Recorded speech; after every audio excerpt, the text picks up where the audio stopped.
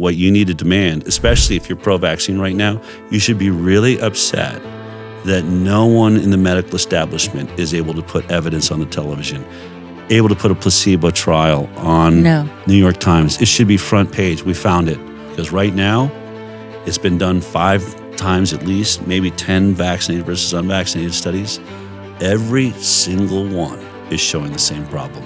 The vaccinated are sick, and the unvaccinated are healthy as all get out.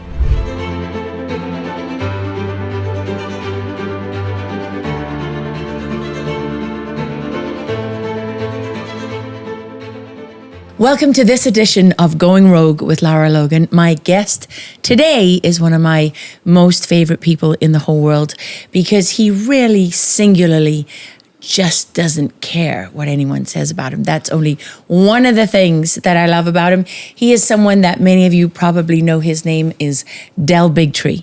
And he's not just one of the boldest people I know. He's one of the funniest, actually.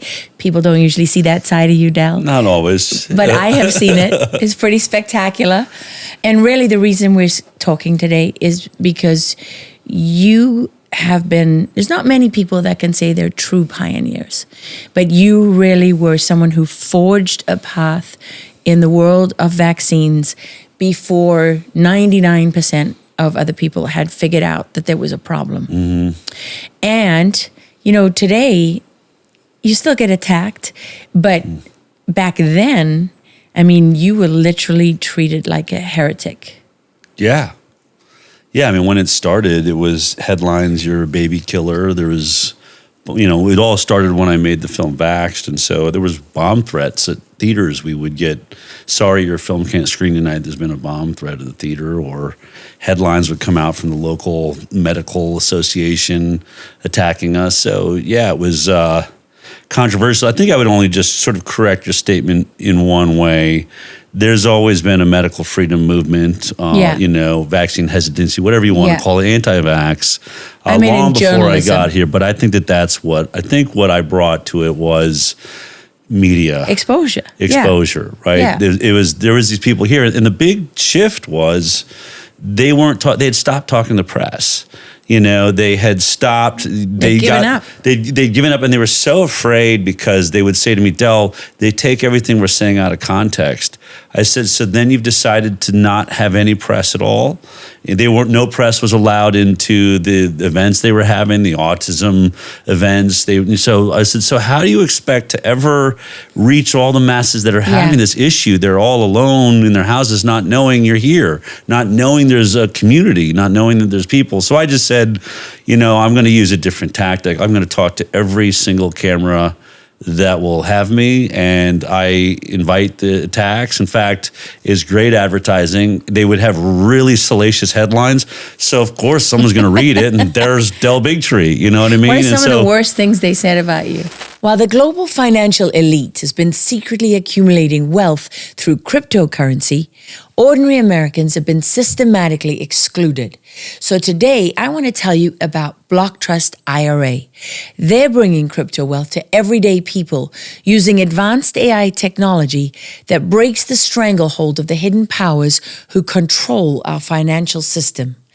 I've partnered with BlockTrust IRA because I believe there's an intentional barrier between regular people and financial independence, and it's created by those who don't want to share what you're entitled to.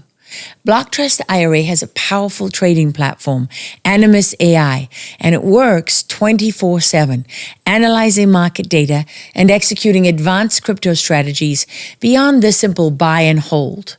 It exposes the lie that regular people like us should just sit and hold, while hedge fund elites trade with sophisticated algorithms. That's why their system was named the #1 crypto technology platform by Bitcoin Magazine, and it beat out over 1,500 global competitors. So whether you're a teacher or a truck driver or a small business owner or a retiree, and you're watching manipulated markets erode your 401k, BlockTrust IRA's Animus AI arms you with the same tools insiders use against financial tyranny. Clients are seeing over 250% returns on their investments, protected by military-grade security and up to $200 million in insurance against interference. Don't wait. Visit LaraLoganCrypto.com to join the financial revolution, fighting back against the hidden powers keeping you dependent on their failing system. For a limited time, they're offering viewers up to $2,500 in bonus crypto when you open an account. Crypto created 80,000 new millionaires just last year. Why not you? Visit LaraLoganCrypto.com. That's LaraLoganCrypto.com for financial freedom. Oh, I mean, it was always that. I mean, the one I love is that they say I'm personally responsible for measles outbreaks. I mean, that's almost like, I mean, it's hard to not get a delusion of grandeur over that. I mean, like, I got like godlike qualities. I'm like, starting measles outbreaks because I've changed some people's state of mind. When I was in New York years ago during the measles outbreak in the Hasidic Jewish community, I went out to speak to that community, and all the, I'm standing there with cameras, and they're all like, this measles outbreak is because of you. I was like, really? I mean, first of all, the measles outbreak is happening amongst adults. I've only been here for 2 years or 3 years talking about this. But, and also, I mean, to take it to the step that I would take it, there would be people that come up to me and say, I actually really agree with you in the work that you're doing, but the news station or the newspaper I work at will never let me cover this story. I was like, do a hit piece about me. And like, what? I was like, yeah, just write a really salacious headline, attack me, and the only thing is just just quote me accurately. I don't care what the question is or even what the statement is. Take the paper's bias, but just make sure I get a full quote, because I want people to see what I'm saying. I want people to see how I'm defending that, and your paper will think you're attacking me. Okay, that's a first. Yeah. That's a first for me.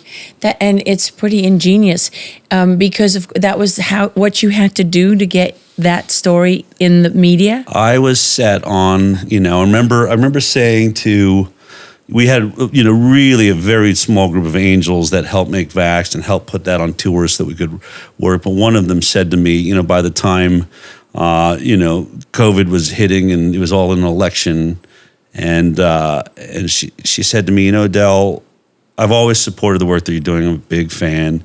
And you've said made a lot of bold claims and things that you could achieve. She's like, but in the beginning, there was one thing you said. You would say, I'm going to make this vaccine issue the central conversation of the next presidential election. And she's like, I think he's out over the tips of his skis a little bit. And she said, look, it's happened. I mean, vaccines became a central figure. Issue. Yeah. And it was controversial, right? Mm-hmm. I didn't care that it was controversial. I wanted everybody talking about it, because if you're talking about it, we begin a debate. There has to be a debate. And, I was just, on a podcast the other day, and they were saying, I think it's split now 50-50 across America. My audience is split 50-50 on this issue. When I'm talking to you, I said, that's great, because when I started back in 2016, it was like 10%, 90. Yeah. And I think we're right at about 50-50 coin toss now, whether you are vaccine hesitant or, you're pro-vaccine. And it's really dramatic. There's no one in the middle.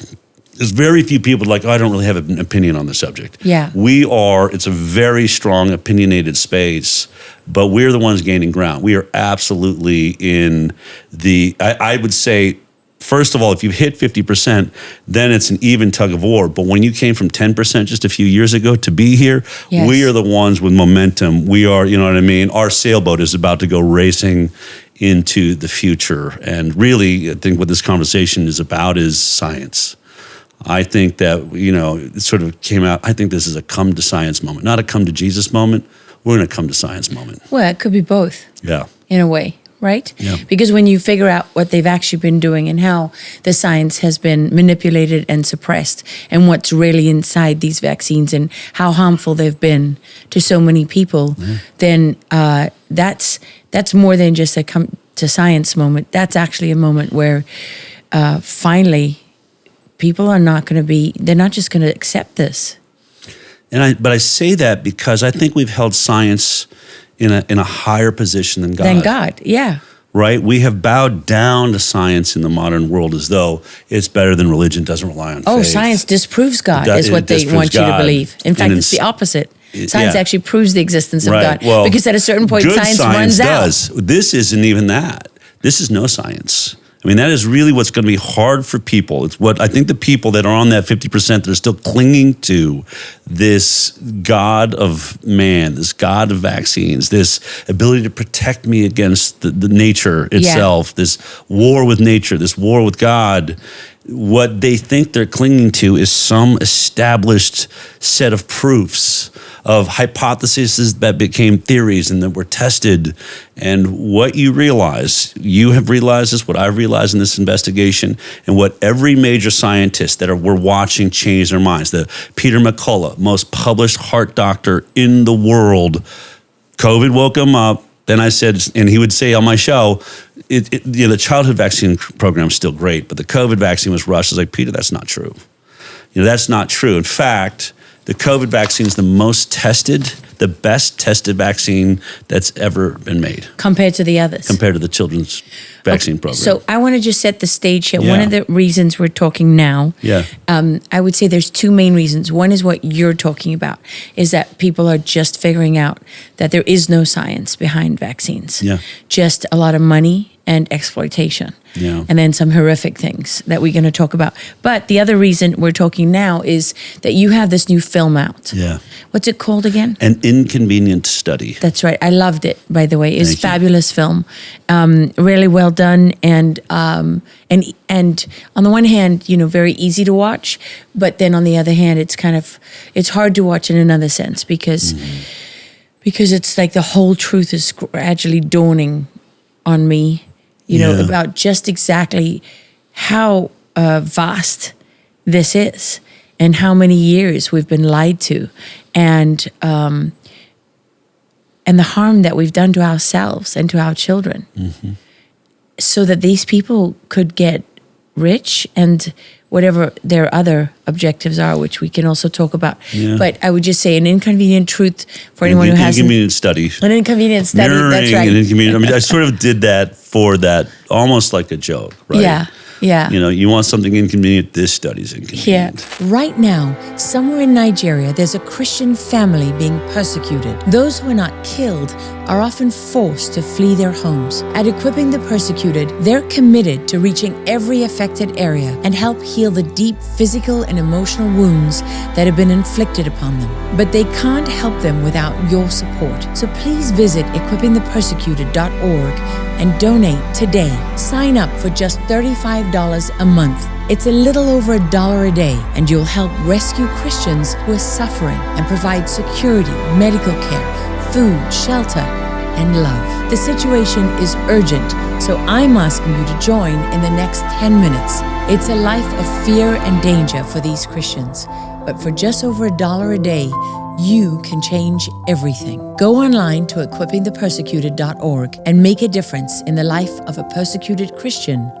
That's www.equippingthepersecuted.org. Okay, so tell us what the film is about. So at the heart of the film is a true story that when I was traveling, first of all, I was a producer on the CBS talk show, The Doctors.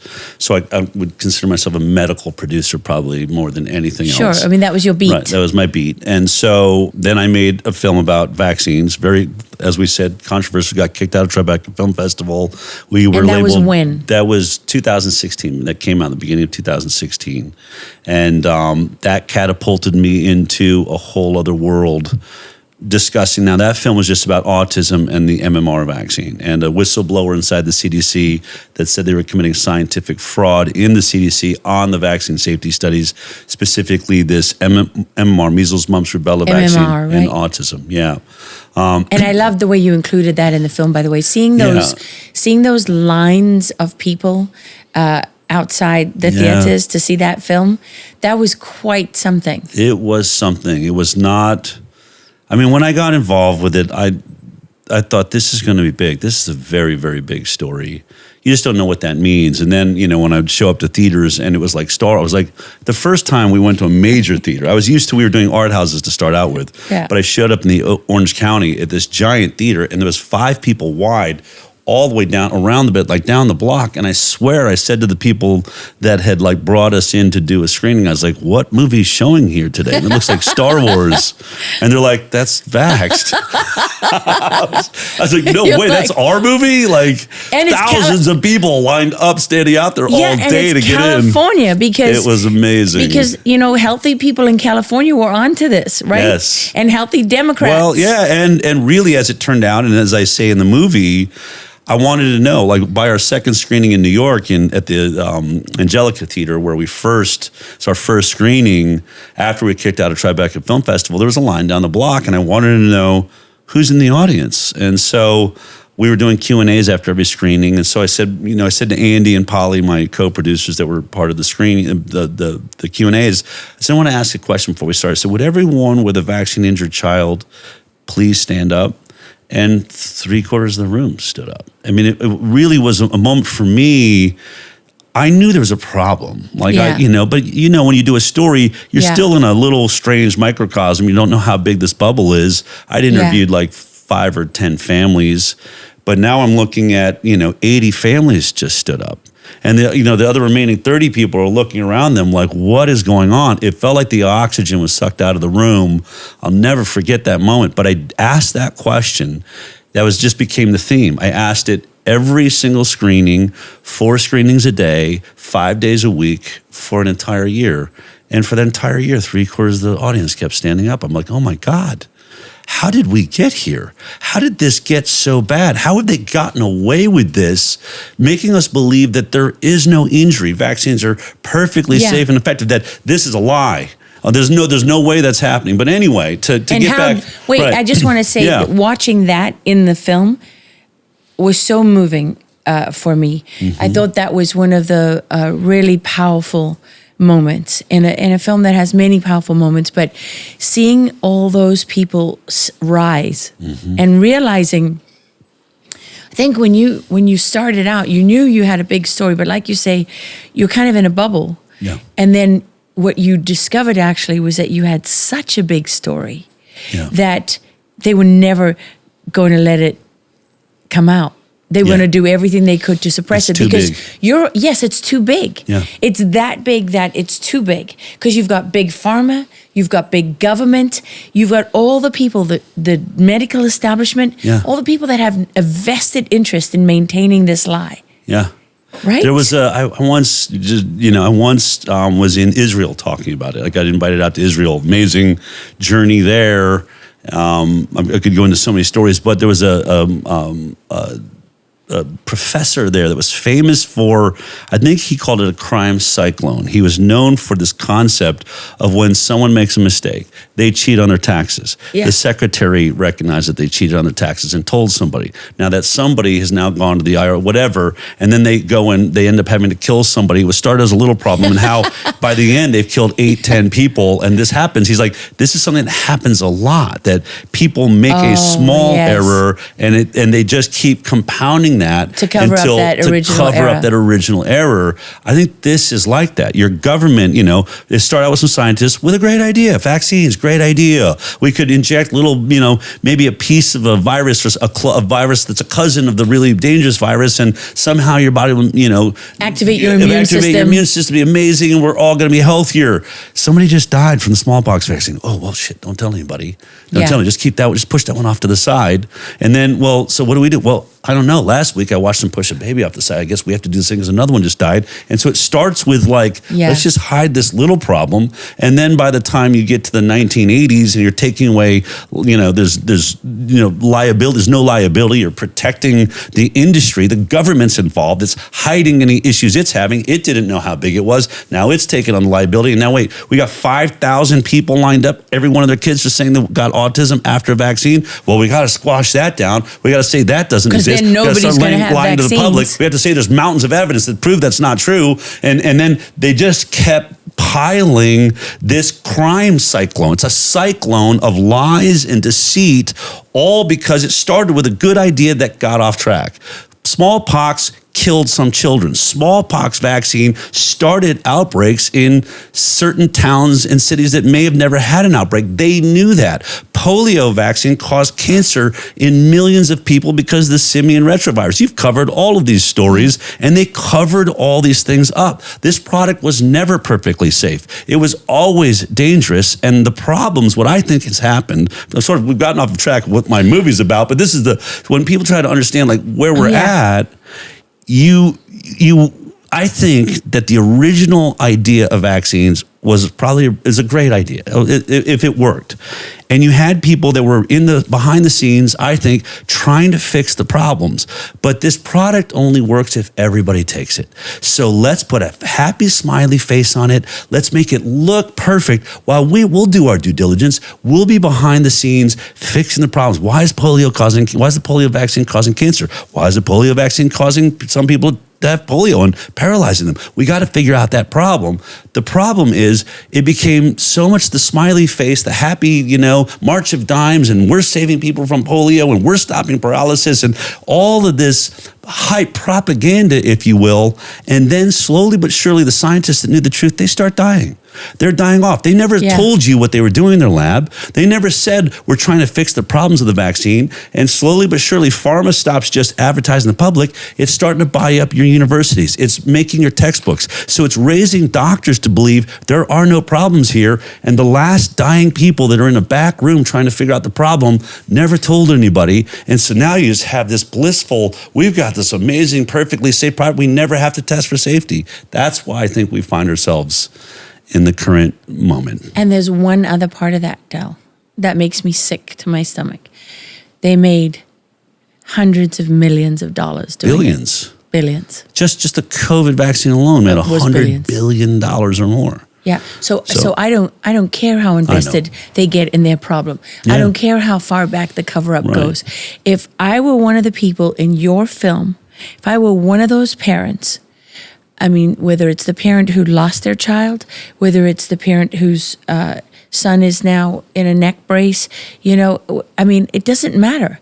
Like, knowing that these people knowingly let you do something and then they lied about it and then they covered it up. And not only that, but they're still doing it. Every single day. And in fact, you watch TV today, I can't believe the things they want you to get vaccinated for. Yeah. It's endless vaccine commercials. How dare they do that? I've gone from being one of those people that, I'm not anti-vax. I vaxxed my babies I vaccinated my kids when they were born. And now I'm one of those people that says, hell yeah, I'm anti-vax. I will never again in my life take another vaccine of any description. Yeah. The liver is crucial for detoxification, digestion, and energy levels. Most people have no idea how clogged and overburdened their liver actually is. Processed foods, drinks, and even stress. These things can all take a toll, leaving the liver clogged. It's important not to let this go unchecked.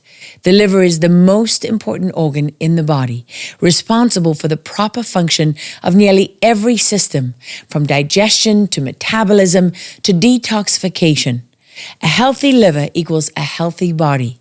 That's why Dr. Josh, a practicing doctor with over 25 years of medical expertise, formulated UltraLiver, a special liver supplement that acts like a deep cleanse for the entire body.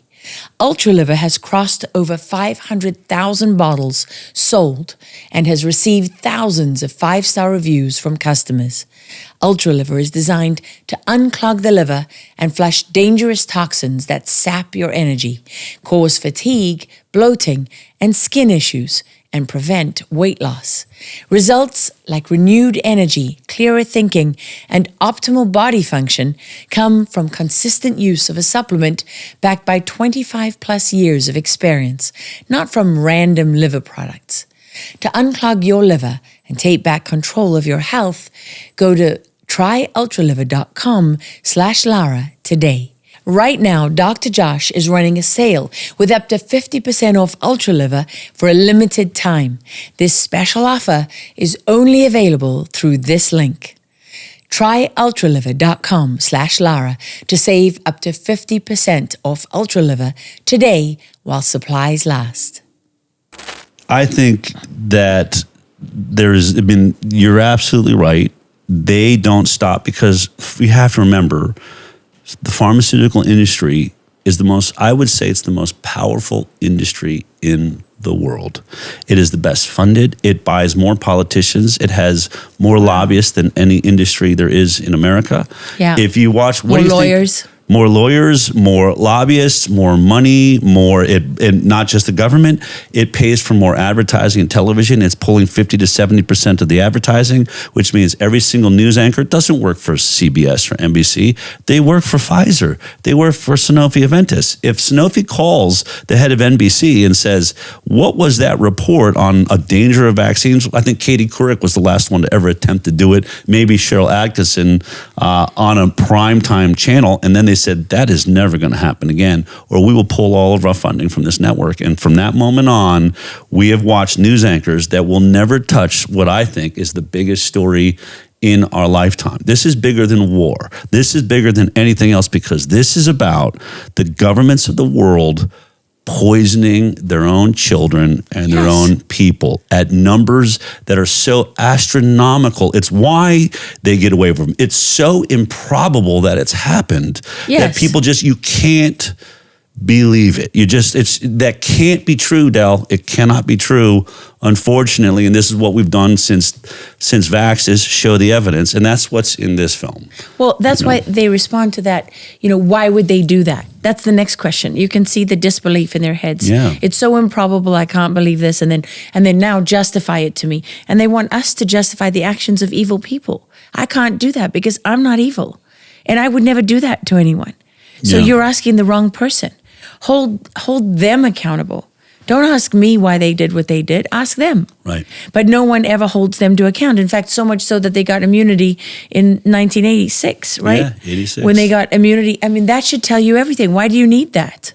Yeah. If it's safe. I think that's when I first started talking to friends when I got into this issue. Like, I don't understand what it is. Like, there's protected. You cannot. It's one of the only. I think it's the only product other than guns you can't sue the manufacturer. I mean, for guns, like someone has to be using it. The lawsuit can't go to the gun maker. They didn't kill the person or whatever. But vaccines is the only product that you cannot sue the manufacturer of that product if it kills you, or it kills your children, or it injures your children. Totally protected from liability. I mean, what could possibly go wrong? We're talking about the pharmaceutical industry that pays out multi-billion-dollar lawsuits for lying about what? Safety.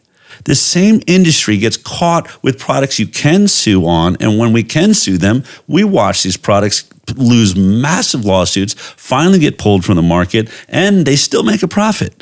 In 1986, when they took liability away, you know what they did? They blackmailed Ronald Reagan. Why? Because they said, it's in court documents, we are losing so much money from death and injury cases, lawsuits against our vaccine products, that we cannot make a profit.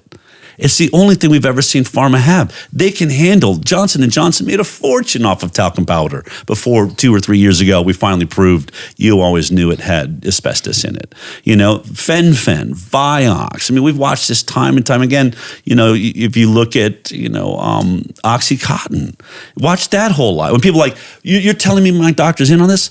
Same doctors that, whether on purpose or accidentally, prescribed you with a totally addictive substance and told you it's not addictive. Why did they say that? Maybe it's not their fault. When they went to their priests, the CDC, of this religion, and they read the CDC says perfectly safe, non-habit forming, FDA, and in the middle of the Oxycontin epidemic, FDA asks, the Sackler family and those, will you do a study to see if we can give this stuff to kids? And lo and behold, when they did their own study, it's safe for kids too.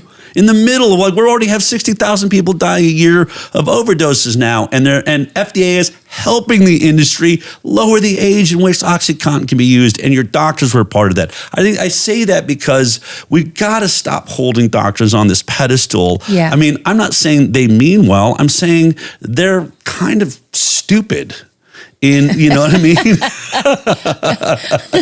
I'm sorry. I know it's offensive. But to get back to an Inconvenient Study, let me just say what it is, because I got way off track. It's when I was traveling with Vax, I'm traveling all over the country, and somebody said, I know the head of infectious disease at Henry Ford Health. Would you like to have dinner? I'm like, heck yeah. I mean, Henry Ford Health is like one of the greatest research institutes in the world. And so I sat down with this gentleman. His name was Dr. Marcus Servos back in 2016. And I'll never forget, when we first sat down, he said to me, Del, I don't know why I'm here. I'm pro-vaccine. I don't really agree with, what you're up to. But I did watch your film, Vaxxed. It's very compelling. And he said, and there's something you've been saying as you're traveling the country, I've been watching your YouTube videos and social media stuff, and you keep saying they've never done the proper science to establish safety in vaccines. Exactly. That they were making claims that they hadn't, they would say there's no evidence. Yeah, because you refused to study it. Right. And he said to me, so I sit on the biggest database in the world, and I went and did some research because I wanted to be able to show you the evidence. And he said, and I am shocked that I have to sit across from you at this table and tell you you're right. That's how the conversation started. I was like, what? He's like, there is no safety science. We never did placebo trials or anything to establish safety. He said, now that doesn't mean they're not safe. It just means we can't say that they're safe. Yeah, that we're making a claim for which we have no evidence, nothing to back it up. So it was impressive. He was impressive that he would at least admit that. Yes, but he that's still had sort of a religious belief in the product anyway. And he said, so I don't know what I can do for you, but just thought you should know that that evidence is not there. I said I wouldn't have said it otherwise. And when was this? 2016. And so I said, you know what you could do? You do scientific research. You do big studies. Why don't you do a study that compares the health outcomes of vaccinated kids compared to completely unvaccinated kids? That's never been done. All of this studies they do, it's partially vaxxed. You got 20 vaccines compared to someone that got 22 vaccines. See, there's no difference between the health outcomes. No, I want the health outcomes of vaccine compared to those kids that get none. And he said, I would do that study. And that's what the Inconvenient Study is. He did do that study. It took a couple of years for me to talk him into it.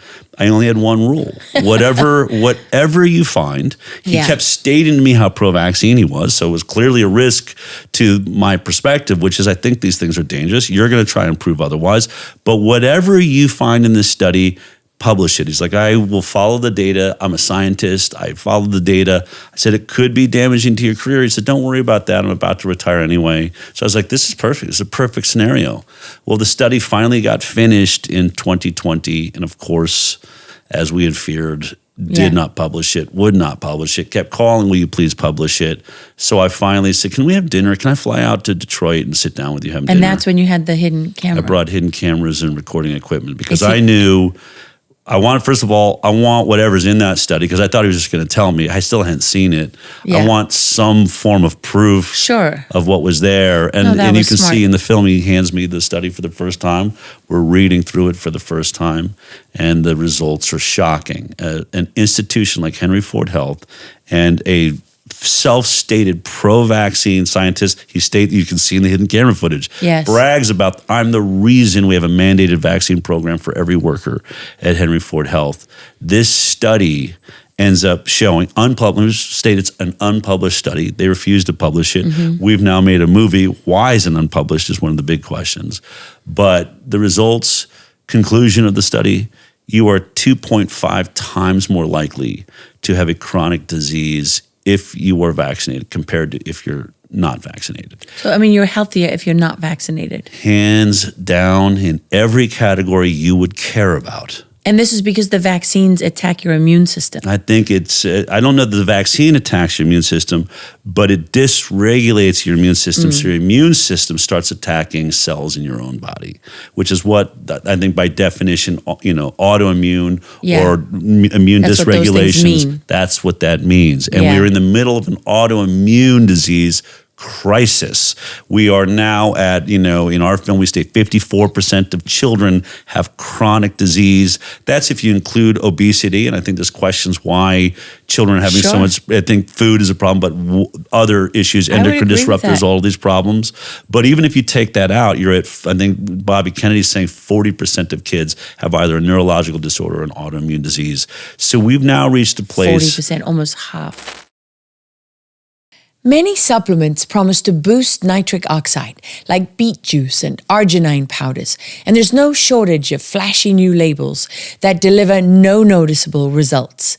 This happens because formulas often use ingredients the body struggles to absorb, such as citrulline or lower-grade beet powder. These may break down before reaching the bloodstream, preventing effective nitric oxide production. It includes nitrosogene to help maintain nitric oxide in the bloodstream, S7 botanical complex to support natural nitric oxide production, transresveratrol for smooth circulation, and bioperine to enhance nutrient absorption.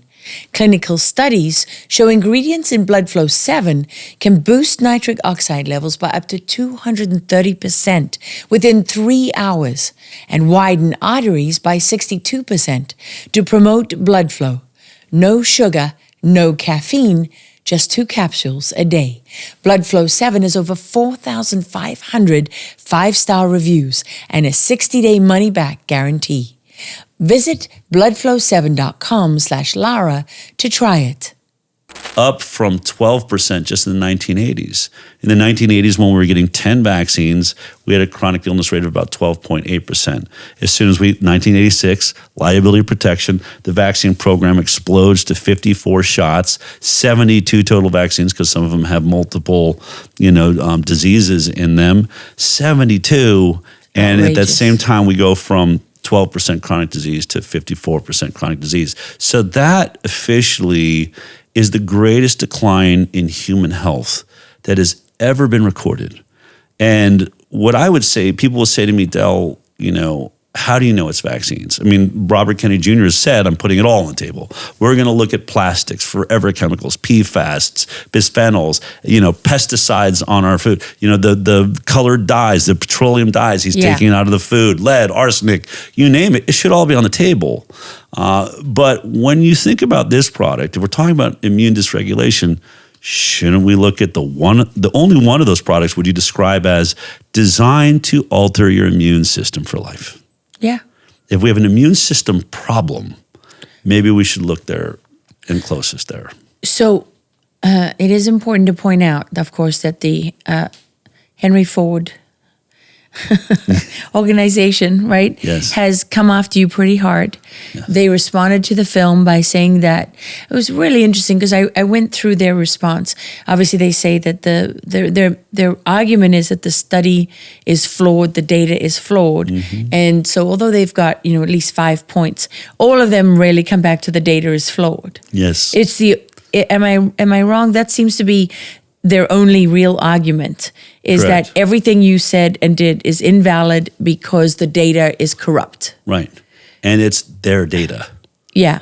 But they say that's why they didn't publish it, because the data was corrupt, so we didn't publish it. The data is flawed. It's our data. It's it's the best. I mean, honestly, it's the best data we've ever seen in a study. Their children's 18,000 kids in the study, roughly. About 2,000 of them are unvaccinated. This is better than the CDC's own data. Not only does Henry Ford, because it's their health system and their health insurance system. So these kids it's all Henry Ford.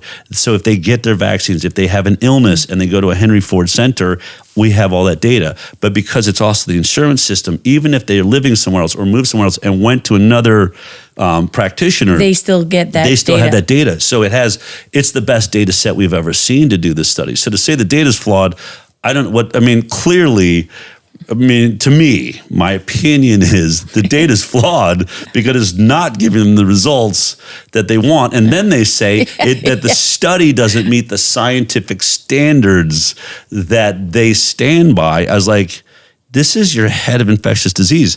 Marcus Zervos just ran your Moderna trials for the Moderna vaccine for COVID. Yeah, if you thought that he wasn't doing studies that were up to scratch, why would you keep... Why is he still there? At that level. Why is he at the WHO right now? Why is he being celebrated worldwide for being one of the top scientists in this field? You're telling me he doesn't know how to do he was right about everything else, but not this. But this. Yeah. Our data works in every other study we do, but here it's flawed. Our methodology works every time Zervos does it, but here he doesn't meet the scientific muster. We're the very best at what we do, but except for this time. Except for this time. That's it. That's the argument. It's a joke. Are your lawyers are going to be having a heart attack hearing you talk about this, right? Aren't they coming after you? They sent a cease and desist letter prior to the movie coming out, just when we had put out a trailer, and Senator Ron Johnson had a hearing on it. They immediately sent out a cease and desist letter and basically accusing us of defamation. The idea being that they are a research center. They do, God knows how many millions, hundreds of millions of dollars in medical research. And to say that they would bury footage or not publish something just because the results they think undermines their credibility. And I'm stating all that because I believe in the scientific method. Their complaint should be known.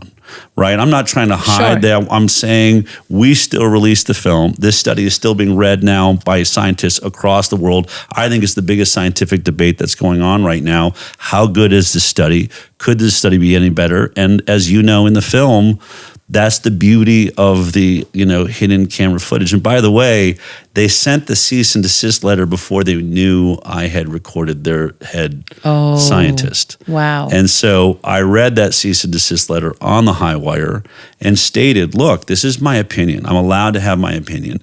But my opinion isn't just coming from nowhere. My opinion is coming from all the scientists that I've already interviewed that attempted to do studies like this and either did lose their license or have their license under threat. So I know the threat that comes from doing work like this. That affects my opinion. I've also been suing the government of the United States with my nonprofit Informed Consent Action Network, and I've won more lawsuits than anyone in this health space, and they will say it's misinformation. I will say you should try winning lawsuits against the government of the United States using misinformation. It doesn't work that way. Extremely rare. It doesn't work that way. And so I have an opinion based on those lawsuits that we've won. But mostly my opinion is served by the conversation I had with the head of infectious disease from Henry Ford Health that happened to be the lead author on this unpublished study.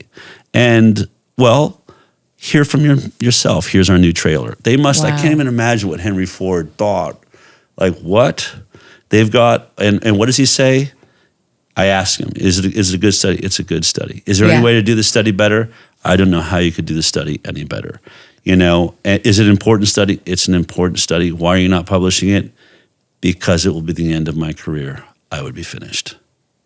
Those are his words, not mine. And so, is this the end of his career? Is he still talking to you? I haven't talked to him since that dinner, really. But did you feel bad secretly recording him? I didn't feel bad recording him. I mean, look, it is, it's not, I'll say this, it's not my usual, journalistic style. I'm not James O'Keefe. I'm impressed by people that do that work. It's kind of stressful. It's very stressful. I don't know how he does it. You won't see a history of me, gotcha-ing people. This is different. But I didn't really see myself in that dinner as a journalist. I saw this more as man-to-man. This is a challenge. This is a bet. I made a bet with a scientist to prove me wrong. Prove to me that the vaccinated children are healthier because all my research is saying the opposite. But we need a robust study to end this discussion forever. So do that study. He said he'd do it. One will publish it. So he had reneged on an agreement. So I was there trying to actually get him to publish it. To keep his word. That's not what journalism is about. I wasn't there to break a story. I was there to get him to do what was right. Yes, I can understand that. So where does it stand now? I mean, when you got that cease and desist letter in true Del Bigtree style. It's been and you know this, you're probably the same way. It's been my whole career. Even when I worked on the Doctor's television show, the lawyers would pull me aside at the Christmas party and say, you cost us more money than every other producer on the show, right? That was at CBS, right? CBS. We're both CBS refugees. Right. They're like, do you know how expensive you are? I was like, I'm also your highest rated producer, right? So no, look, we love it, but I mean, God, you make our lives hell. We love it, but can you just not break all those stories and and Right. report things no one else is Challenge, reporting and discover the multi-billion-dollar truth. Yeah, companies. please Right. don't do that. Yeah. God forbid we have to do our jobs and actually defend you. Right. Yeah, no, we don't want to do that. Could you just be a good boy, Del? Right. And just like thumbs up for vaccines? Yeah. Okay, so what did you do? How did you react? Well, I mean, there really hasn't been any interaction since then with Henry Ford. I would say, and about Dr. Marcus Zervos, I would say to Henry Ford, I hope you don't fire him. I mean, look, he did what you wanted him to do. I mean, he seems like a decent guy. He has a conscience. I think there will definitely be people that would argue with that, but that is the argument when you watch the film, and it's well, that's yeah, I see the argument though because he was pro-vaccine, and if you know the truth about vaccines, how can anyone be pro-vaccine? And you know what people's bias. I think you say that as a journalist because you've interviewed so many people. We understand. I'm fascinated by people. It's not shocking to me that he can't do what's right because his bias and his life's work is being questioned here but as you can tell what's so interesting about it, and let people watch it themselves because that's what makes this movie fascinating. Yeah. It has a real true moment where when you think about the dangerous people, the Mengelas and those that make a decision to kill millions of people, actually in this film, you are watching a scientist who appears to be a nice guy that is making a decision that could literally destroy millions of children's lives. And you get a sense he can feel that. Yeah. But there's a greater fear than that. Right. And you watching that duality is what I think, even watching it myself, it's fascinating. I agree. To watch it. In fact, can I retract my earlier statement? Now that you put it that way, it is true. You have that human part of you that, you're so relieved that he had enough human decency to do the study. A study that everyone else refused to do. Or I mean, that I think is the bigger question. Are there thousands of Zervoses out there that have been working the CDC, that have been working at NHS, or that just did it and said, "Oh, I'll burn that. Well, let's try to do." Because, and I say in the film, this is the most obvious study you would ever do. The most obvious study known to man 100%. to prove vaccinations work, and Robert Kennedy Jr. is a nutter, and Del Bigtree is crazy, here's a study. Let's settle it. Vaccinated are so much healthier than the unvaccinated. This is over. And that is the biggest question that comes out of this film. Why is there not a single institution in the world that can do the most obvious study known to man, compare the groups that got vaccines versus those that don't? If those that don't are really disease carrying, they must be dying at younger ages. Prove that. Show that. Yeah, let's see it. And you know what is even more shocking than that? If it's true that the study is flawed, why not respond to this film by saying, okay, let's do a study? Yeah. Why isn't everyone else? It doesn't matter what are you talking about? Scripps Howard Media Foundation. I mean, not the Media Foundation, the Scripps Howard, the medical part, right? Yeah. I mean, all of those institutions, the National Institutes of Health, the American Pediatric Association. Why are all of these people not lining up to do studies? Because they can say, you know why, Del? Because when I watched that film and I saw what you have seen for so many years, I saw those people whose children, some of whom were killed, some of whom they just lost them forever to this world of silence. And all. That family with the triplets. I know, it's amazing. You have 3 kids. You literally think that surely of those 3 kids, not all of them, but all of them go down? On the same day, lose the ability to communicate from vaccinations earlier that morning. That one story, I use that story because it all by itself, it's rare that you could imagine one small study. In this family, 3 triplets get vaccinated in the morning. The first child, at noon shuts off, eyes roll, they'll just go blank and they're suddenly gone. They see it with their own eyes. Yeah. Then an hour later, the second child. And then, I mean, I always, when I do talks and I play this video, I can't even breathe when you think about, can you imagine being parents, you've watched the two, and she's like she works with disabled kids, is doing the tests on her own kids, and suddenly they're not there, they're not responding. They're oh my God, we've lost them. Oh yeah, because she's the audio specialist, right? She knows this thing in the ear, stapedial reflex or something like that, like how to test it. Yes, and she tests it, and it's non-functional. It's non-functional all of a sudden. But can you imagine you're watching that third child? I mean, I just can't imagine the horror. You're praying, please, God, not all three. It can't be. And then when they say, and then we lost that third child, it's the most devastating. I think it's the most devastating story you can imagine as a parent, and not to discount the millions of people that have lost children to this, but that one, and it proves. That this is not genetic, and that's where we're at now. Didn't the medical establishment try to say, oh, it's genetic? And then the geneticist says that's impossible. Yeah, the geneticist is I don't know why they sent you to us, because that is impossible. 3 kids, genetics don't all click and have this thing happen on one day. Also, what I found so enlightening about the geneticist is that he put the time on it. Remember how many years did he say it would have to take? Normally genetic mutations and genetic anomalies and all of that, how long generations. Do they take? Right. And that was what was very powerful.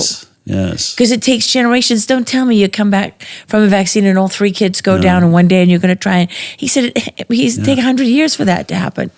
You know what was really interesting about making this movie compared to Vaxxed and the journey and the distance between these two. But with Vaxxed, one of the things we had was, how many stories do we have to tell?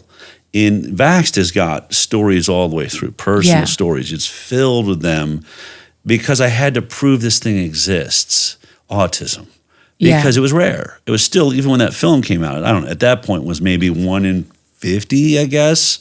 Now we're at 1 in 34 nationally.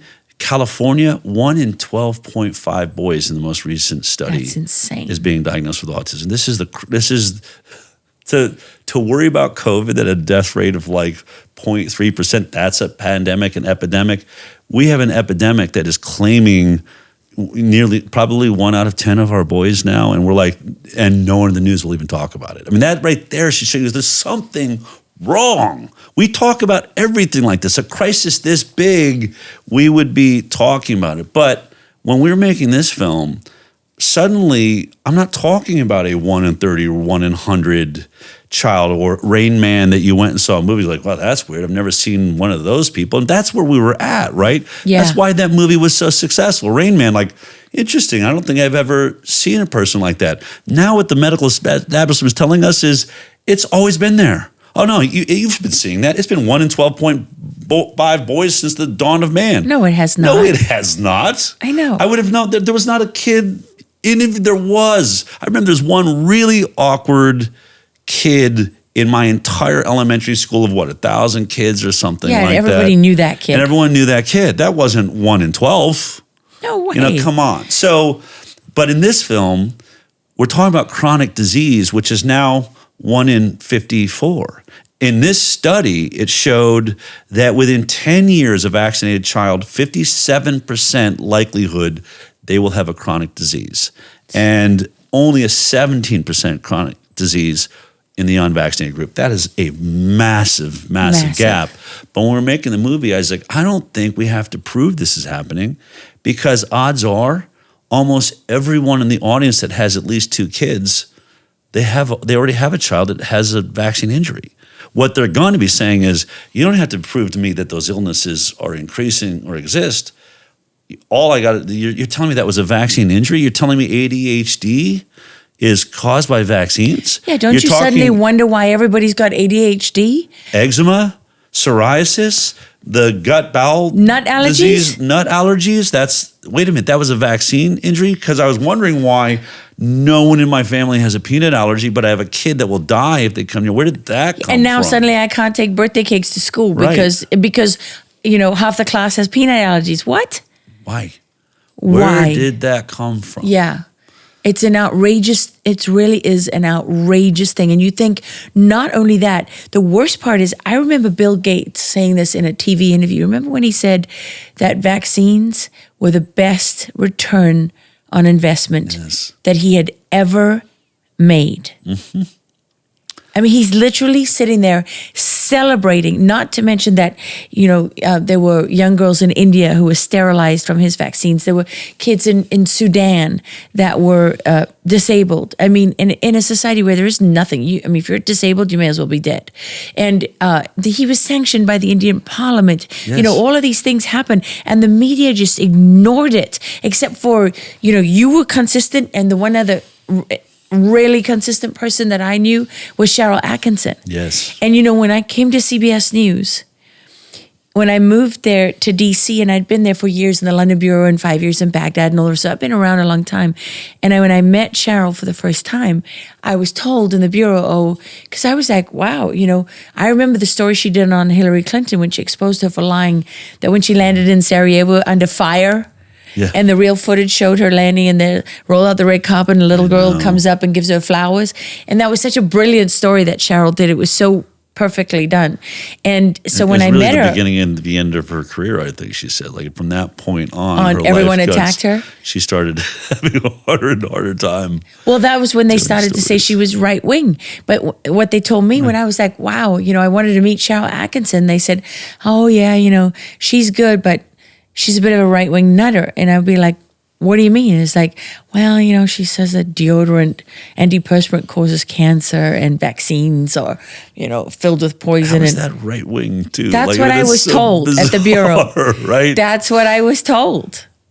And what's weird about that is I grew up in a totally liberal family in Boulder, Colorado, probably the liberal mecca of the world. And it was all the hippie Democrat liberals that didn't want chemicals in our deodorants, in our toothpaste, in our food. Organic food.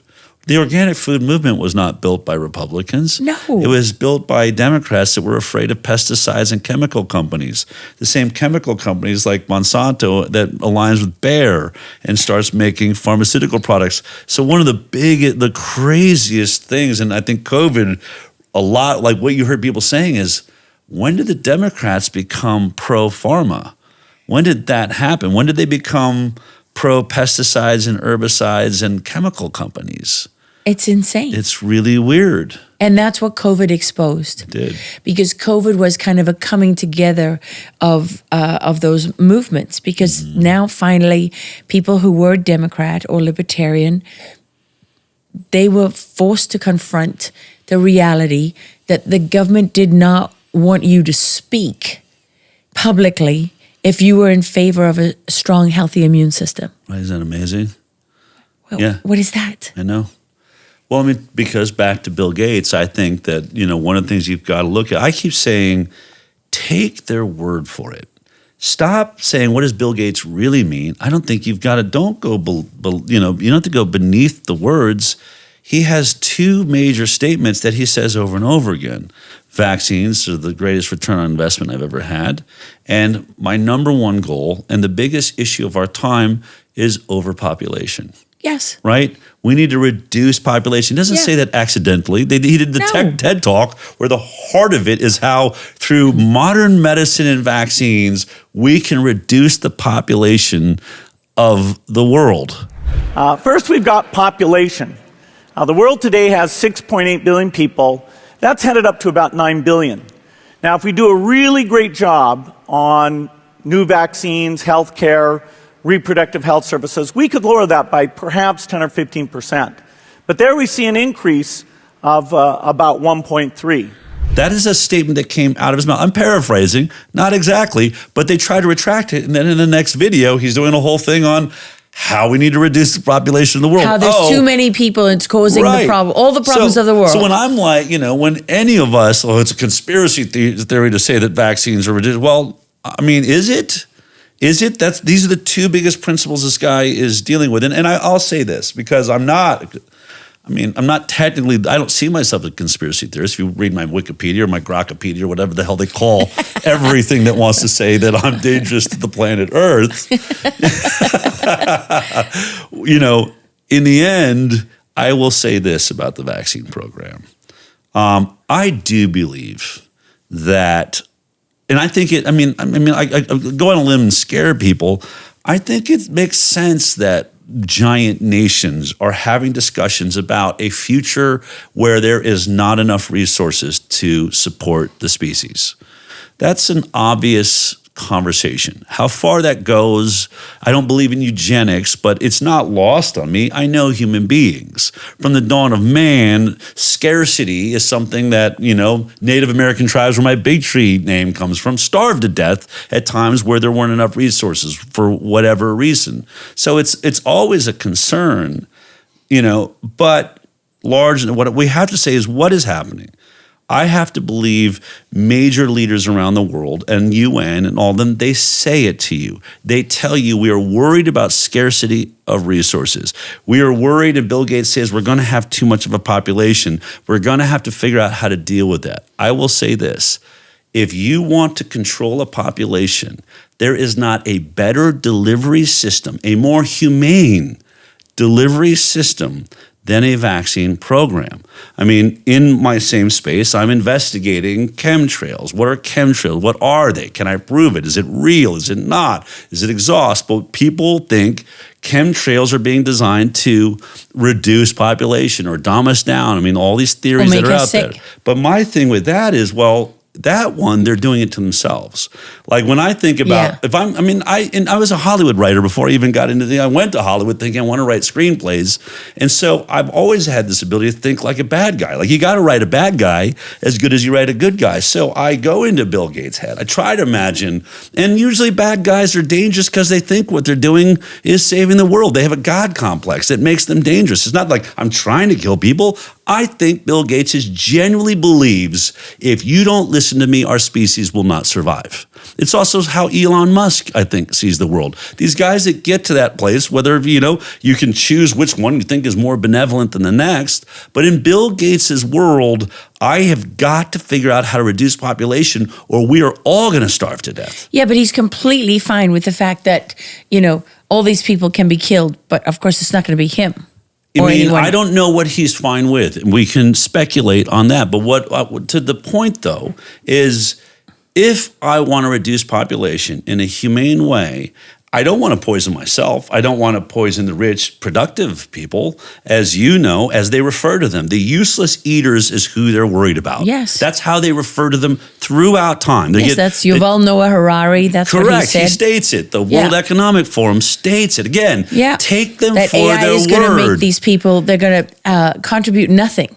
They're going to have nothing to contribute, and all they're going to be doing is consuming the world's resources. Useless eaters. They give nothing to the world, but we're going to give them a universal income. We'll take care of them. Yeah. Okay, sure. And then someone said to him, what are you talking about? He said, most of the population of Africa, most of the population of India, because let's be clear about how genocidal these people are. Yeah. And then someone says to him, well, have you figured out what to do with him yet?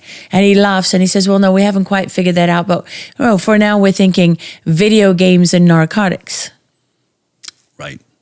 Just hand them things that they take themselves out, that they, remove themselves. But I just want to make this clear because people can go, oh my God, here we go. He's about to, we cull deer. We kill off deer. We limit the deer population of America with a vaccine program. We use that on animals in the wild. We vaccinate them to remove their fertility.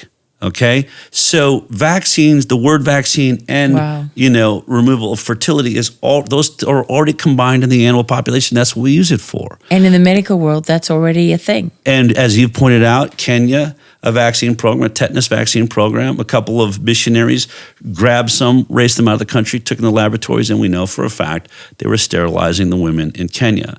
And so what better way? I mean, let's put ourselves in the benevolent dictator space of these sycophants that, think that they're saving the world. Sociopaths that think that they are doing what's right for the world. We have a product. That decide that they get to determine what's right for the world. So they have a product where, and they were right on track with this. And we had this conversation, just before we started this interview, where we all will go to the doctor. We've turned them into a clergy. We don't ask a single question. This is where this was at when I got involved. We ask no question. I go in, I line up, and you just inject me with. Most people don't even know what they're being injected with. Don't even ask, how many vaccines did your kid get? I don't know. When I went back, when they watched my movie, they'll say, oh my God, Del, my child has had asthma. It came out of nowhere. They were 4 years old and suddenly they couldn't breathe and now they can't play sports. And I went back and I couldn't believe how many vaccines they got. And it was right that year. It was right at that time. This is the awakening people are having into this thing. But you're lining up, you're not asking a question. Now bring in what COVID tried to do. Everyone's got a vaccine passport on your phone, right?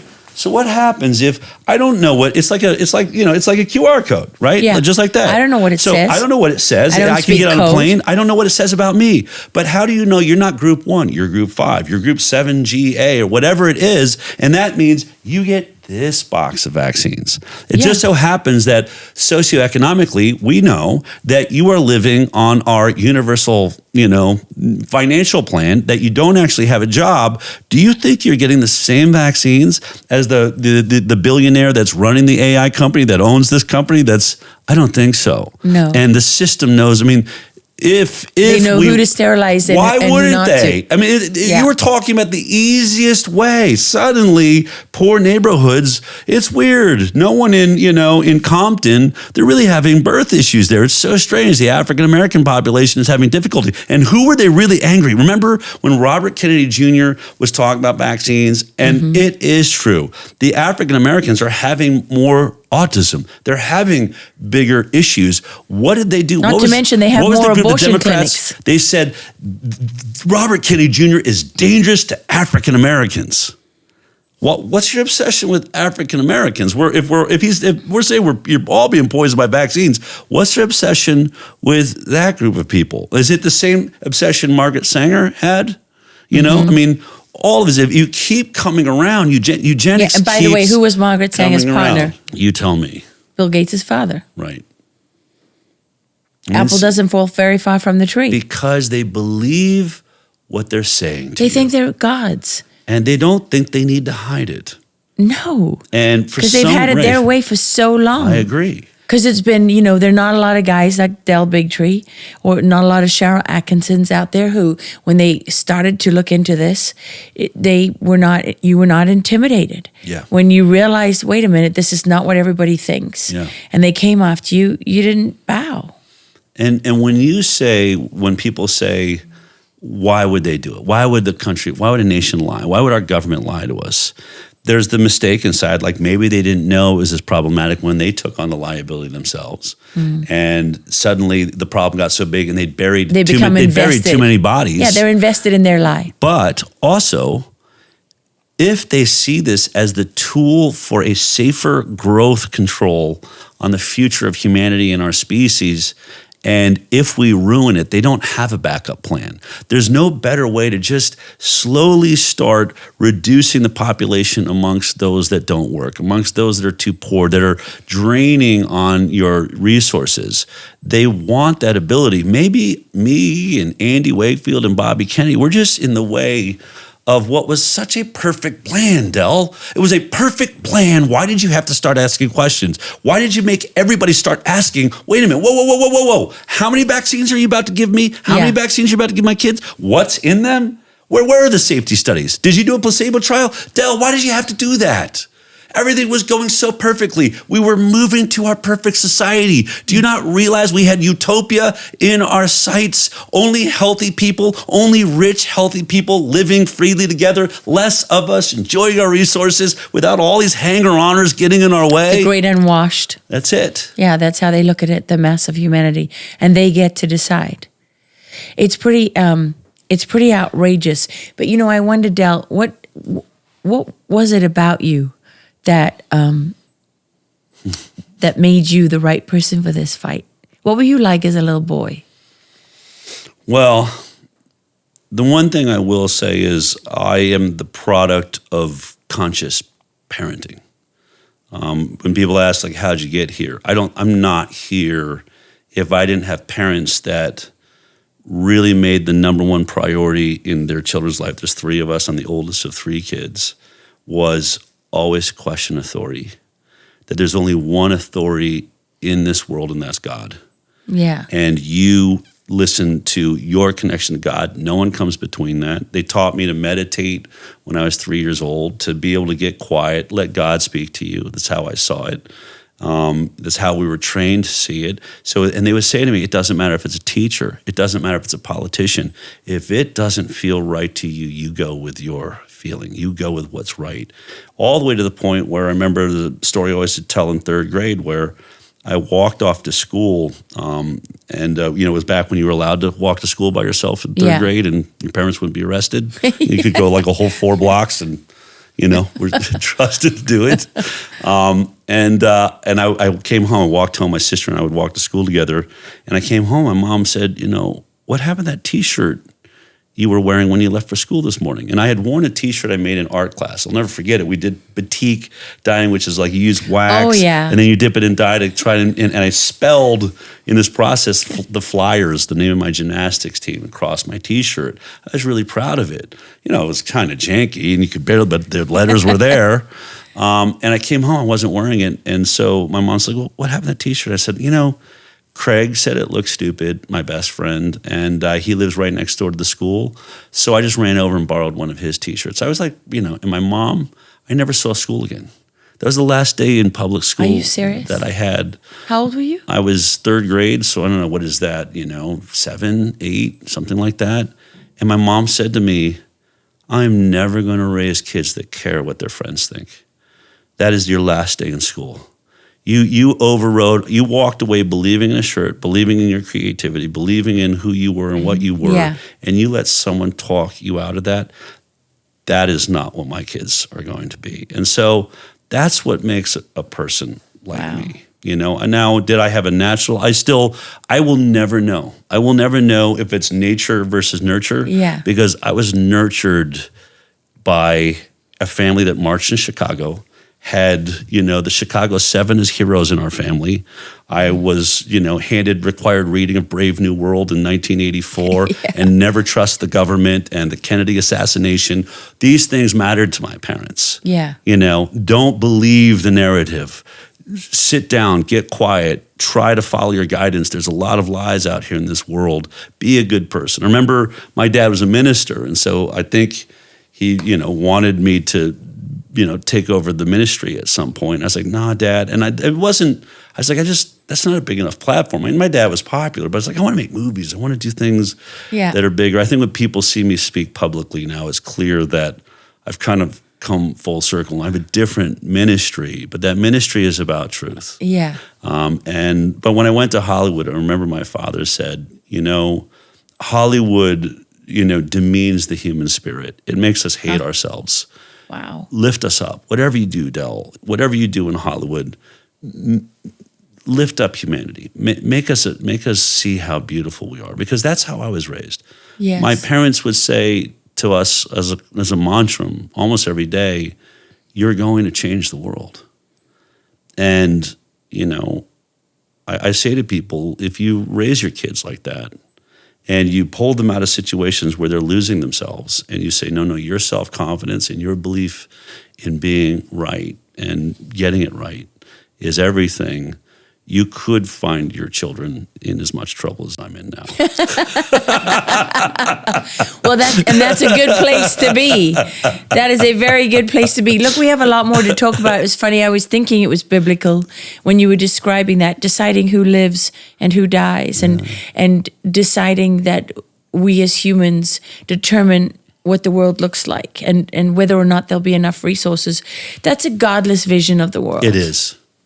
I think that, and I find myself, I was just, speaking at an event up in Minnesota. It was a health freedom event, and we, you sort of show up, you do the VIP dinner the night before, and I listened to the other 8 speakers, and I remember saying that night, I think you're all about to go to church tomorrow, because it sounds like we're all about to go good versus evil, and that's what we're all coming to. Sherry Tenpenny, you can't keep talking about science and medicine and lies and deceit that are affecting the human body, and governments that don't seem to care either know about it or doing it on purpose, or somehow looking the other way on horrific tragedy, and not start saying, wait a minute, this is biblical. Yeah. This is big. This is what we were warned of. I start a lot of my talks now with Genesis. You know, I say, you know, we were taught in all Judeo-Christian, you know, philosophies that you were made in the image and likeness of God. Perfect. You know, God didn't make a disease-filled person that's going to struggle to survive, and we're not. Our bodies are so incredibly resilient. If That's we right. feed it well and take care of it, we have brought in a new religion, or we've allowed a new religion. And I think I'm doing it a service by calling it a religion. It's a cult. Yes. I believe that where we're at now is the pharmaceutical industry has created a cult that is putting us through rituals that are as dark and disgusting as anything you've ever read in either a dystopian novel or even a satanic, you know, cult. And by the way, they're doing it to animals too. Because I've talked to ranchers who say they've stopped completely vaccinating their herds because their cattle are healthier when they're not vaccinated. We have a veterinarian coming on the show because she quit because she's got young animals, puppies with tumors. Tumors, yeah. Why? Dogs, cats, same way. Veterinarian Why? people like, why well, are wait you a minute. vaccinating every year Right. for rabies? Yeah. Why do you have to keep vaccinating? You can test for it titer, right? Yeah. And that will tell you whether you're immune or not. And any doctor will tell you that you really only need one rabies vaccine to be immune. Yeah. Yeah. It's outrageous. It's outrageous. I mean, like, we're about to do a story on Bovaer. I mean, not to get off topic, but this is a drug that in some European countries, I think they're mandated on cattle to keep them from farting. Oh, yeah. I mean, Right? come on. But what could possibly go wrong? What could possibly go wrong with cows that? are dropping dead Which in is their what they fields want. all over. Because they don't want people eating Right. meat. And what's it doing to us? And what's it doing to the milk that we're drinking and the meat that we're Of eating? course. And I mean, the whole thing. It's control of the food supply, which is another way to control the population. Agreed. Well, what's John Kerry, who used to be a hero of mine? One of the biggest issues, I keep watching this video, he said, the issues of, you know, global warming and climate change is food production. Yeah. If we don't curb our food production and the you know, particulates or whatever it's causing, well, ironically, he says we are going to lose our ability to feed all the masses. It's like, wait a minute, did you just say we've got to cut down the food supply now so that in the future we don't starve to death? Like, I mean, it's... Okay, that reminds me of the study out of Oxford. Do you remember when Oxford University came out with their study, which said that if we cut down consumption of meat, we can save the planet from global warming, right? Right. So they said, okay, so, you know, this is not going to have such a significant impact on the world in developed nations because you don't have to eat meat. You've got lots of options. Oh, but in those undeveloped nations, right, where all those useless eaters are, in parentheses, we're going to lose about a third of the population or something like that. And it's like, but we must do this to save the planet. It's like, are you people insane? I think they are. I think they've and by the way, you know, as we sort of, you know, I know you have places to be, but we're winning. People aren't like, I'm not frustrated. I'm not saying all this out of frustration anymore. I'm in a really good mood now because I feel like I think COVID did it. They finally went too far. They went too far. They showed their hand. You know why? They did. Because they had to stop Donald Trump from getting back into office. I think and that was their trump card. I think that was a huge part of it. I think stopping Donald Trump, the fact that the anti-vaccine movement or the was vaccine gaining traction. we were starting to move exponentially, and they saw their days were numbered. We better nip this in the bud immediately, and what better way than to just bring pandemic from hell, convince everybody we're all going to die, lock them in their homes, shut down their schools, shut down their churches. Yeah. You know what I mean? And it bombed. Force vaccinate them and get this damn vaccine card where we can track them. We got to get that going. And it totally backfired and bombed. And you know why? This is why I'm not worried. Like people, like one of the things I preach a lot, one of the things I say a lot on my show is, will you stop giving they so much import, making it so much power? They are idiots.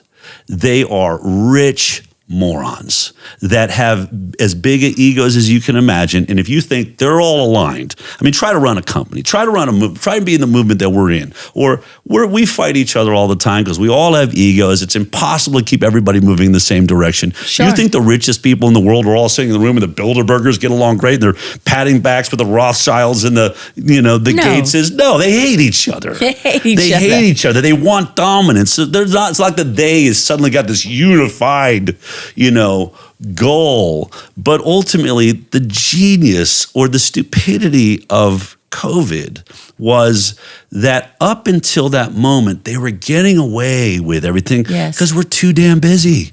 We're so busy and too trusting. We're trusting because we have to be. I got nothing left. I'm working 2 jobs to feed my family. Yeah. I'm all right. I'm reading the labels on the food because now I can't trust that, and I want to have a baby. I want to be a good mom. And I read about the strollers, and I did a whole thing on the crash tests on the car seats. But when it comes to the medical and handing them over and giving my kid vaccines, it's the one thing I just don't. I don't have time for it. Yeah, I don't have time. And by the way, my kids can't go to school if I don't get it done. So I'm in the system. I got to go to school. I can't go to work if they can't go to school. So I'm just I'm moving on. And then suddenly, and the news just kept a 24-hour cycle of just not news. It's just headline, fear, headline. Oh, another person died of COVID. Right. Imagine if you did that every day. Another 1,000 heart attacks today. Another 5,000 heart attacks today. But if they'd have just left us in our jobs and let us keep going, even people are dying of COVID, but when they locked us in our homes and gave us nothing to do but go online, who's this Bigtree guy? Wait a minute, what's in a vaccine? Hey, did you see Sherry Tenpey? Check this out. And suddenly the social media world exploded. They took all of their power. They owned the television set. They had us. Yeah. They had us working like little ants. We were just doing our duty and handing our kids off and vaccinating and lining up, and we're doing the lines, we're doing the thing. And then suddenly they said, no, stop all of your busyness. Lock them in their homes. Dumbest move they ever made. And then suddenly we started communicating with each other. Wait, you believe that too? Have you seen this? Did you look at this video? I mean, and they never thought we were going to have the attention span to sit through a 3-hour Joe Rogan interview. But we did when I'm stuck in my house all day long. Thanks. Suddenly, I got all the time in the world. Let's kick back. I'm going to watch 1 3-hour podcast after the next. And here comes Robert Kennedy Jr. that doesn't have a short answer. Trust me, I know. I was his director of communications. Bobby, we got to tighten this up. But luckily, we're in a world where people will watch a 3-hour podcast. And it's no longer a headline. It's no longer sound bites. Guys like Robert Kennedy Jr. could tell the whole truth. Yes. The entire truth. And people we started sucking it up. And then what did they say? Social media is evil. The social dilemma. It must be stopped. It's dangerous for all of us. Yeah, no, it's not dangerous for us. It's dangerous for you. And you remember when they said that unvaccinated people should die? They shouldn't be treated in the ER? Right? I mean, what insanity was that? I know. And, most decent people, sure, there were the lunatics out there who went along with that. But most decent people look at that and they're like, what did you just say? I know. Are you serious? And then, of course, now it's been exposed. I mean, now people, they still don't want to admit it to autism and the other vaccines, but now a lot of people are facing the reality of the COVID vaccines because, people around us are dying like flies. I think it's somewhere around 50% of people polled now believe that the COVID vaccine kills. And I wouldn't be surprised if it was more because who trusts any of the polling companies? I mean, seriously. Exactly. You remember when I was thrown off Fox News, canceled, because you mentioned Mengele. Yeah. And they asked me, Fauci says he's science, because he went on the Sunday show on CBS. I am science. If you criticize me, you're criticizing science.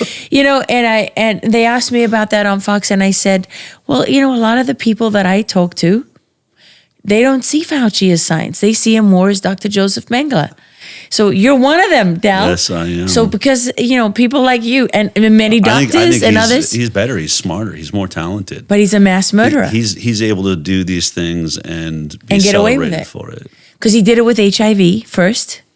And then he did it again with remdesivir, with AZT. He did that again with remdesivir. He did it all. He did it all before. And he also got rich doing it, which makes me sick. Got rich and And again, I always try to appeal the one. I mean, they're probably not watching you if they're like, really on the other side. But I want to say this about Fauci. And this is what's incredible. And this is where I'm glad you're still here. And I'm glad, I wish you were still at Fox. I wish Cheryl Atkinson was still at CBS, but they'll never allow us because real journalists ask really obvious questions, and usually the question everyone in the population's asking. Yes. And the moment we are now living in a time where it is now accepted science by the CIA, the FBI, that this coronavirus, came from a lab in Wuhan, China. That's just known. Yet that realization has not actually changed this story at all. No.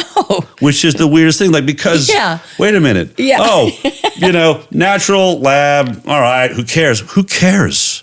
It is a totally different story now. In fact, the very next question, I believe, and this is when you are not living in a free country, that you don't have free press, is when reporters stop asking the obvious next question. 100%. And the obvious next question is, how do we know it was accidental? Yes, you have to ask that. How do you know it's a leak? What we know is it was made in a lab and it killed millions of people. Yes. And destroyed countries, economies. Whether or not we're sure, but why is it not one reporter in the entire world that I've seen ask the question, hey. Yeah.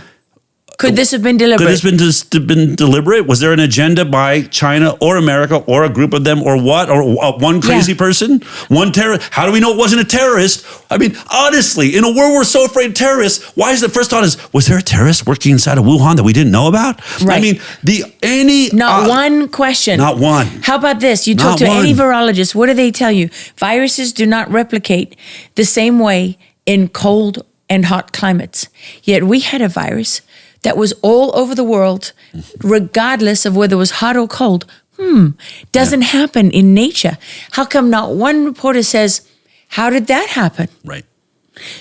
Other than, because I've talked to many virologists about it, they all tell me the same thing. It's not possible. Right. It had to be released. Either way. He has another one. Another one. COVID-19. What does the 19 mean? You know what it means? Tell me, what's your research tell you 19 means? 19 iterations of the virus. Interesting. It's been manipulated 19 times. It's a standard. It's literally a standard.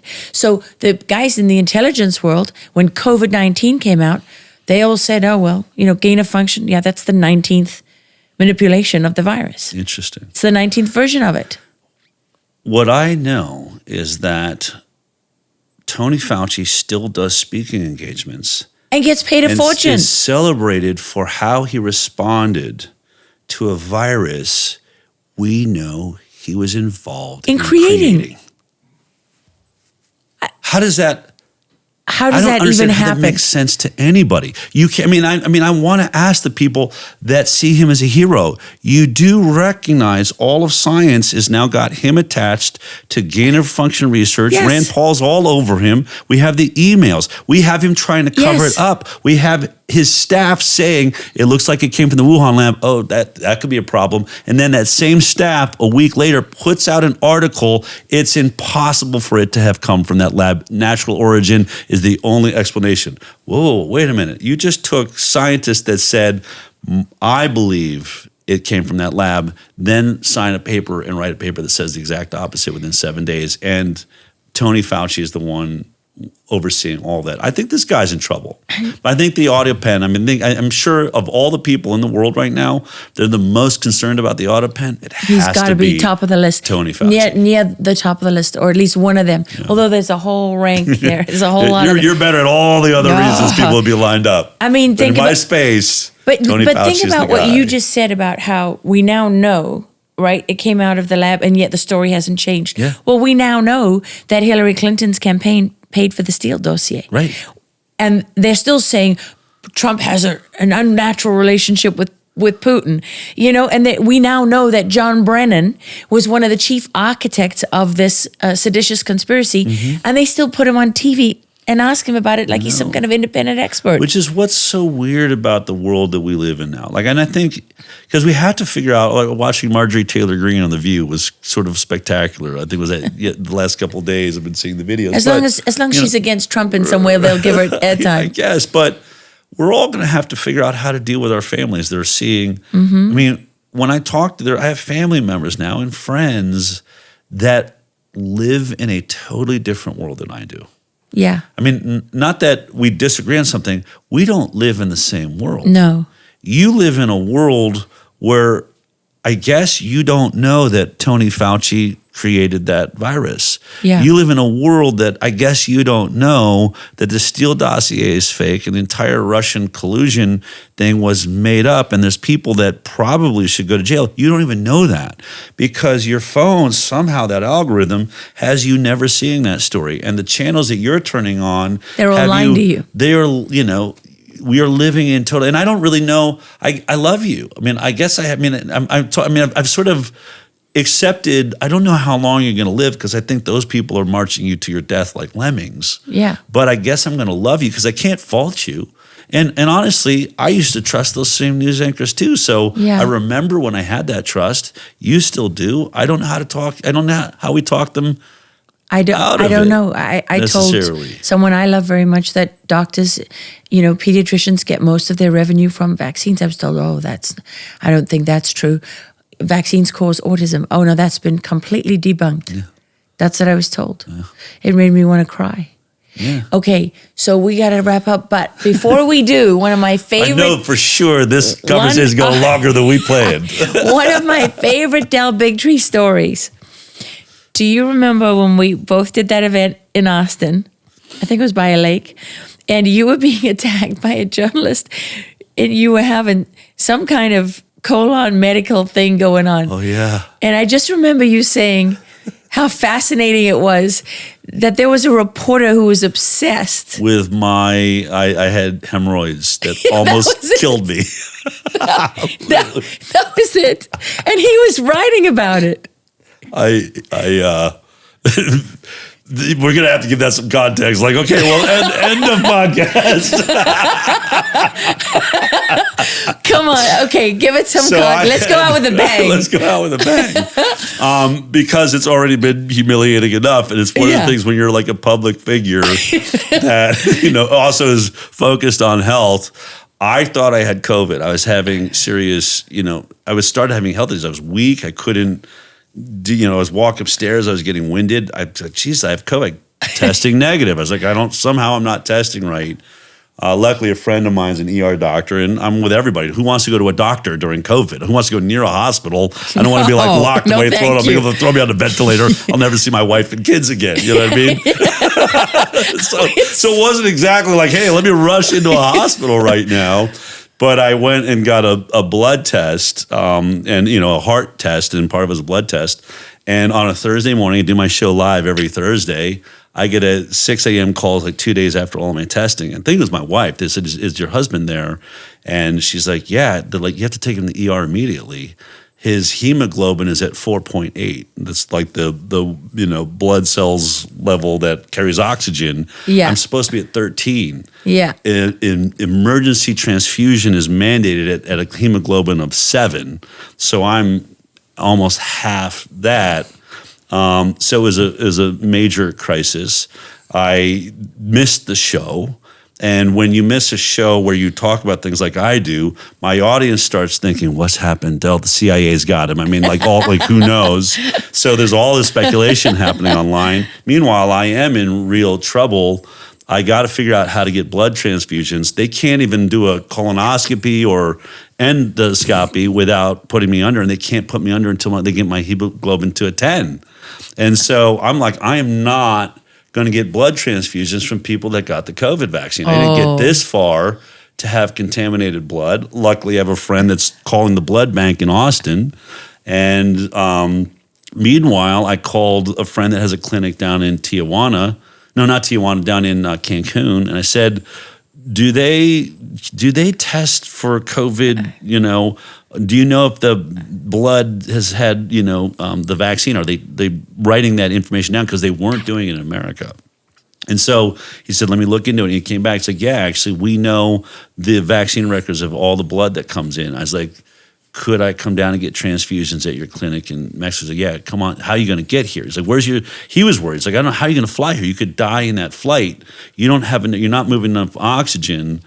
And so it was a whole thing. One of the really great sponsors and donors of the work that we do had a private plane that said, I said, can you reach out? Because I need a plane that could turn around if I start dying. Like I can't turn a passenger plane around, but if it's a small plane and I'm the only one in it with my wife, then we can see how well I do and turn around. All that said, I go down. I didn't know what the issue was, but as it turns out, I was bleeding, from a hemorrhoid, or I guess as this doctor says, like the worst hemorrhoids she'd ever seen. So I got enough blood so I could do a surgery. Not sexy at all, and I had to come back to the show and explain it wasn't the CIA. I should have, I was working so hard and running so hard that you and just ran yourself down. a health who was the problem. reporter that was? So the headline, there was actually two reporters. I forget, one of them was a doctor. I'm trying to remember his name. And it said, and what was interesting about the story, it's like anti-vaxxer almost dies of hemorrhoids. I like was the headline. And I said, you're famous. You've reached the pinnacle of your career when your hemorrhoids make headlines. I think we need something for the wall that says anti-vaxxer almost dies of hemorrhoids. But you know what's kind of awesome about it is the only, like when people are like, he's a liar, he's a charlatan, all the tax, right? It changed that. The article was, he obviously believes this shit, because he doesn't go and get a blood transfusion when he's dying. This idiot gets on a plane and flies to Mexico before he gets any blood because he's so afraid of vaccines in blood. Like he obviously, like this doctor who's been attacking me for many different reasons. Oh, he's lying to people. He realizes he kind of said, I'm changing my perspective. Dell's not lying. He's crazy. So at least I thought that was a graduation. It's a step up. The Descent into Madness. Indeed. By Del Bigtree. This is your next book. There you go. I like it. It's fantastic. Del, thank you so much for being here. I'm so glad that you're just up the road. We have a lot more mischief to do together. Yeah, I agree.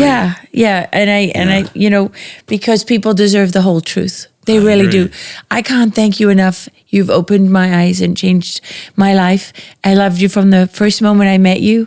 I'm so grateful that you're so brave. And, I know your wife is pretty brave too. She's been with you in this journey every step of the way. She's the one that has to hold the house down while I'm... out doing the crazy. And I just want to say for everyone out there, they can watch the film for free at inconvenientstudy.com. You got to watch it. And if you go to the website, we've also got the study there. You can print it out and read the whole thing yourself. And we've printed out all of the Henry Ford cease and desist letter, their complaints about the study, and complaints that have happened from other scientists, and we rebut those. And all I want to say is that's the scientific method. I want people challenged. I want you to ask. I'm not asking you to believe me. What I want you to ask yourself when you watch this film is, do you think there's enough science now? Do you think they have any science? I would say that here's where I'm at. If you are pro-vaccine now, after all that we've been through and all that we can prove to you and all that I talk about in this film, then I think you're anti-science. They don't have science. They have loud voices, and they're yelling, and it's not working anymore. What we needed to, what you need to demand, especially if you're pro-vaccine right now, you should be really upset that no one in the medical establishment is able to put evidence on the television, able to put a placebo trial on New York Times. It should be front page. We found it. Robert Kennedy Jr. is lying. Del Bigtree is lying. Here are the placebo trials. We're going to take up the first 10 pages of the New York Times to show you here they are. That's what you deserve in this country. That's what you deserve in the world. Not, they're lying, there are placebo trials. Great. Del's crazy. Show them. Print them. Yeah. We should all stand together. The pro-vaxxers, the anti-vaxxers, the vaccine hesitant, we all want to see those studies. Yes. We want this conversation to end. Because this is a war against humanity. It is. This is not a war against Democrat or Republican. And it's a war against our intelligence, and it's a war against integrity. And our children. So thank you so much. I loved the film. I really did. I was so glad when you sent it to me. I really would. I think everybody should watch it.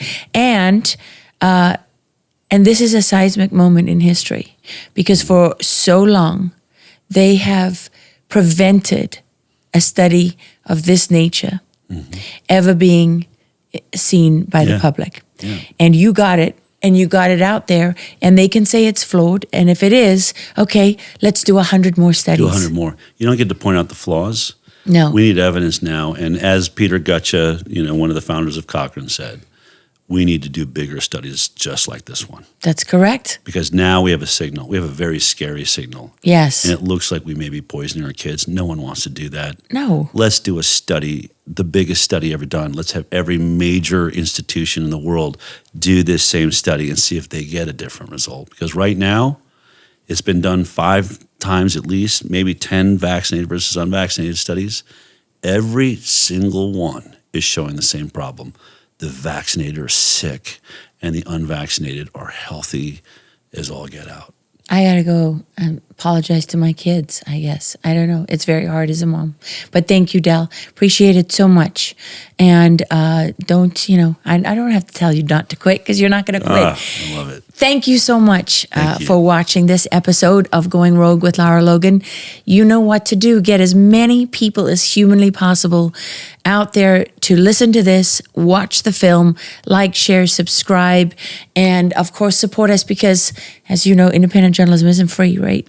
No, we need the people. Independent journalism is just like our nation was founded, of, for, and by the people. Yes, and if you don't want people taking money from Big Pharma, it costs money to produce this. So do whatever you can. Support Del Bigtree, your fabulous show, The Highwire, which I love. And Going Rogue with Lara Logan, as always. Thank you so much for being bold enough to go rogue.